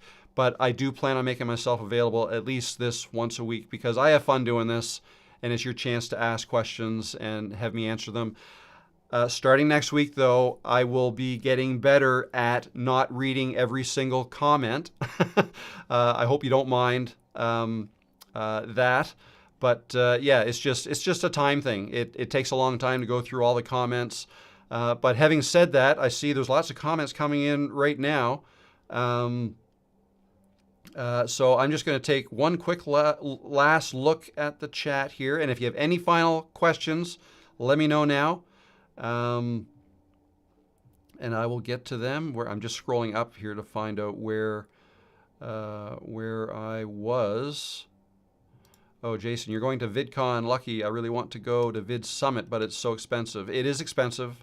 I think Vid Summit's like $8.95. And that's US dollars. You're in Canada too, like me. So, and our dollar is crap right now next to the US. I think it's like $1.40 or something like that right now, which, yeah, my trip to California is not going to be cheap. Oh, Sherry says, I live in California and bid to VidCon. It's a lot of fun. Awesome. Cool. I'm looking forward to that. Little Mommy 48, I always wanted to go. Beast Shorts Cafe was a lot of fun. I have a video here on my channel. Okay, cool. I've noticed less ads in the video since January 1st. Did you notice any slowdown in your revenue these days, or does CPM compensate? I have not actually noticed a slowdown in the revenue. No. I'm on track for pretty much the same as what December was, and I've only put in one video so far in January. I've only uploaded one so far. One more video coming this week, though. I'm aiming for Thursday for my next video. Looking for other questions. Barb, hello, Barb. Good to see you. I've done 2 videos, a short and 2 polls, but stalled a while because of life and work duties. Do you think the hiatus hurts new YouTubers like me, but working on a new video? You know what? I don't think, I mean, sure, the growth may start to slow down, but you know, you can only do what you can do. And when you then post another video, if it's along the same lines, you can easily pick right back up. But I wouldn't post like a video and then wait another 2 months and then post another one and then wait 6 months. You know what I mean? When you're ready, then get back into it and try to set up some kind of a routine that you can stick with comfortably. That would be the best way forward.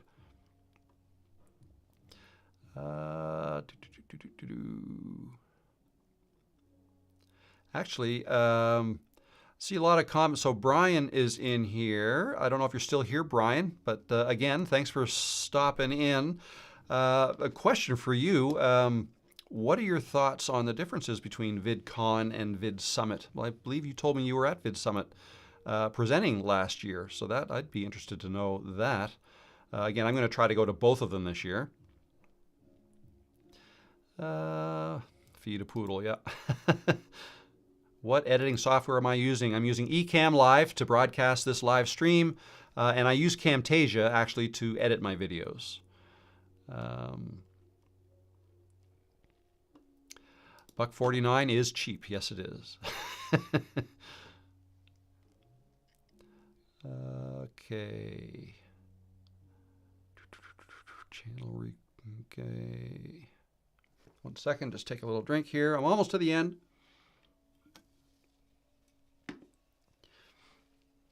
I hope you guys have enjoyed this. We're almost coming up to 2 hours. Okay, here we go. Brian, VidSummit is really the way to go, in my humble opinion. VidSummit. It looked that way to me, too. I feel like, again, I haven't been to either, but VidCon I am going to for sure with Liam.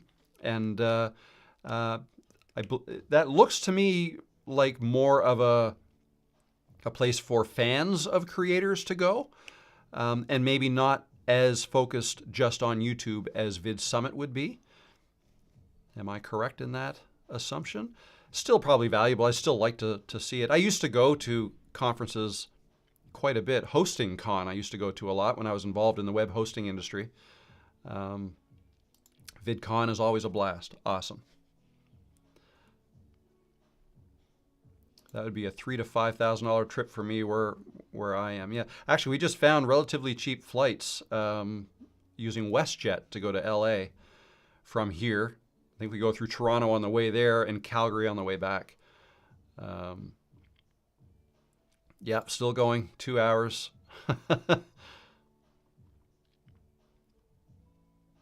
Specific day that I live stream? Yes, Tuesdays, every Tuesday. Next week it'll be Monday and Tuesday at 1 o'clock Eastern Time. Mondays I'll have a special guest on, and then Tuesday will be another one like this. Okay. Close to 8 p.m. in Portugal. How do you stay motivated to make videos? After I'm done with work, I'm mentally drained, finding it hard to get inspired to work after work. Yeah, that would be tough. That would be tough for sure. This is what I do. I've always been for the last 24 years, I've been an entrepreneur. So I'm always in my office anyways. So this is what I do, and I love doing it. Yeah, you've got to be motivated. And yeah, I guess the best answer for that is you have to really enjoy doing it, and you have to enjoy the thing that you're talking about in your videos. So whatever your niche is, make sure it's something you're passionate about, not just good at, but something you love, and then maybe that will help with the motivation. But yeah, it is definitely harder to do with a full-time job as well. And Brian went to VidSummit, presented 3 years at that event, more learning and creator-focused. VidCon is often more for fans of creators. Awesome. I'm a fan of creators too. I'm a fan of you, Brian, and lots of creators. I think it'd be fun to meet other creators there, and yeah. Okay. Let me know if you have a stopover in Calgary. I think we have time for supper at the Calgary airport on the way back. And then it's a red eye from Calgary back to here overnight. That's always fun. Huge tip, hang out in the Hilton Hotel lobby. Same with Hyatt. You will meet all the big creators. Okay, cool. Thanks for that. That's good to know. I think those are the 2 hotels that they recommend. That's a good question. Any new devices or tech you're wanting to purchase this year? I don't know. I've spent so much money on stuff. I've got a lot of tech that I've bought over the years, and I don't use half of it. There's always things that I would like, but I don't know. I've often thought a larger main monitor, like one of those ultra wide monitors, to make video editing easier, and with the longer timeline. I've thought that, but I'm pretty happy with the way things are set up right now. So I can't really think of anything now. I'm happy with my cameras. Maybe if I had another microphone to put over there so I don't have to keep moving this back and forth, but that's a nicety. That's not something that I need. And same with the lens. I move these lenses around all the time. If I had another one of these on that camera, that would be good too. Maybe a third angle for these live streams and have things switch around automatically. But again, that's all not necessary at all. So yeah, that's it. Lights, have a good camera, get some lights. That's all you need. That's all you need to start. Okay, you know what? I think I'm going to put a plug in it right there, if you guys don't mind. Thanks again, everybody, for stopping in. Again, watch for one video from me a little later in the week, probably Thursday. And then Monday, I'll be here live with Mike Bayer, Old Me Living Better, YouTube channel. He started a few months ago, and he's over 18,000 subscribers already. And he's, I think I just said that, but he's over 80, and he's having a blast. So he'll be here to talk with me. And then Tuesday, another live stream like this, where I'm going to reveal the new mini course that's only going to be 19 bucks, which is online. No, what do I call it? No, I'm going to have to get the name straight before Camera Confidence 101 is what we called it. We being me and ChatGPT. Camera Confidence 101, 7 videos, I think an hour and a half of content and some exercises for you to do to really level up your talking to the camera and how you can get better at doing that. That's what that's all about. And channel reviews will be launched then too. So that's next Tuesday. So that's it for today. Thanks again for stopping in. It was a lot of fun, like it always is. And I'll see you next time. All right, guys. Bye. Finish.